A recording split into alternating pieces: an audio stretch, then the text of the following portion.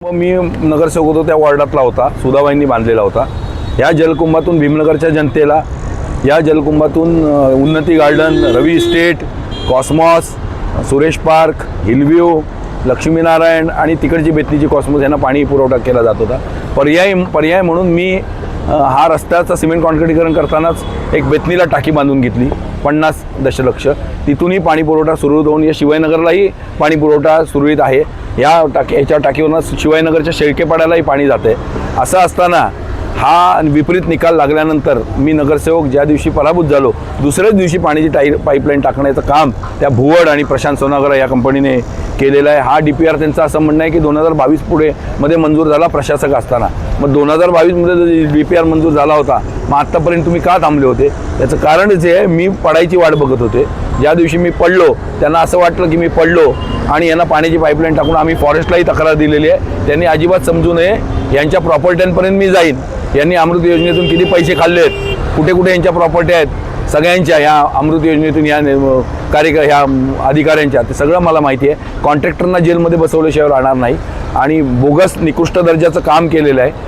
आज इकडनं जर पाणी वरती येऊरला अनधिकृत बांधकामाला दिलं, अनधिकृत बांधकामाला पाणी देऊ नये अशा प्रकारचे निर्देश असताना, हायकोर्टाचे निर्देश असताना, त्या बंगल्यांना आणि त्या सगळ्या पब्स आणि त्या सगळ्या हॉल्सना पाणी देण्याचं काम आता यांनी चालू केलं आहे। जसं काय वाघ जखमी झाला, त्यांना वाटलं आता आपलं रान मोकळं झालं, वाघ जखमी जरी झाला तरी वाघ जिवंत आहे। टायगर हे पाणी, भीमनगरच्या जनतेचं पाणी, या सोसायटीचं पाणी आम्ही वळवू देणार नाही। आम्ही ऑलरेडी फॉरेस्टला तक्रार केलेली आहे। वेळ पडली तर चाफेकर बंधू बनू, वेळ पडली तर भगतसिंग बनू, पण यांना जिवंत सोडणार नाही आम्ही। हे पाणी यांना तिकडे वळू देणार, यांना टाकायचं असेल दुसरीकडून यांनी पाणी घ्यावं दुसऱ्या टाक्यांमधून। आमच्या जनतेचं पाणी यांना घेऊ देणार नाही।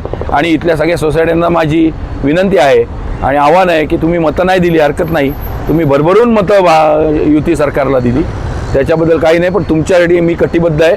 माझे नगरसेविकेचे उमेदवार हे सगळे कटिबद्ध आहेत। उमेश आहे, संजीवनी आहे, नम्रता आहे, आम्ही कटिबद्ध आहोत। आम्ही तुमची सेवा करत राहणार, तुमच्यासाठी लढत राहणार। सह्यांची मोहीम आखलेली आहे। माझी सर्वप्रमाणे विनंती आहे, हे होऊन देऊ नका साहेब। हे अनधिकृत बांधकामांना पाणी पुरवठं नाही तर यांच्याकडनं प्रतिज्ञापत्र घ्या की फक्त एअरफोर्सला पाणी दिलं जाईल, आणि ते सुद्धा इंदिरानगरच्या टाकीतून पाणी दिलं जाते। त्यांचं म्हणणं आहे पाणी कमी येतं, तर अजिबात नाही। कमी येत असलं तरी तुम्ही दुसरी काहीतरी पर्यायी व्यवस्था करा। इकडच्या जनतेचं पाणी वरती वळवलं तर टँकर चालू होईल। ही गरीब जनता आहे, टँकर परवडणार नाही यांना। भीमनगरची जनता असेल, इकडल्या सोसायटीमधले 50-50 टँकर एका बॅलेट पेरला जात नाहीत। आणि म्हणून निवडून आलेल्या नवीन नगरसेवकांनाही माझी विनंती आहे की आपण सर्वांनी एकत्र येऊन, शेवटी तुम्हाला मतं दिली आहेत, माझ्यापेक्षा जास्ती मतं तुम्हाला दिली आहेत लोकांनी इथे, तर तुम्ही त्यांचं रक्षण केलं पाहिजे, संरक्षण केलं पाहिजे आणि त्यांच्या न्याय हक्कासाठी तुम्ही रस्त्यावरती उतरलं पाहिजे। बाबासाहेबांनी सांगितलं आहे, संविधानाचा जर गैरवापर होत असेल, संविधानाची पायमल्ली होत असेल, तर तुम्ही त्या संविधानाच्या माध्यमातून, त्याच तरतुदींच्या माध्यमातून आपले अधिकार खेचले पाहिजेत। त्यामुळे प्रशांत सोनागर असेल, विकास ढोले असेल, त्याच्या आधी ऑलरेडी इन्क्वायरी झालेली आहे अँटी करप्शन, काय विकास ढोले असेल किंवा विनोद पवार असेल, यांना माझं जाहीर आव्हान आहे, कृपया माझ्या कॉलरला हात टाकायचा प्रयत्न करू नका। तुम्हाला जेलमध्ये बसवल्याशिवाय विक्रांत चव्हाण राहणार नाही।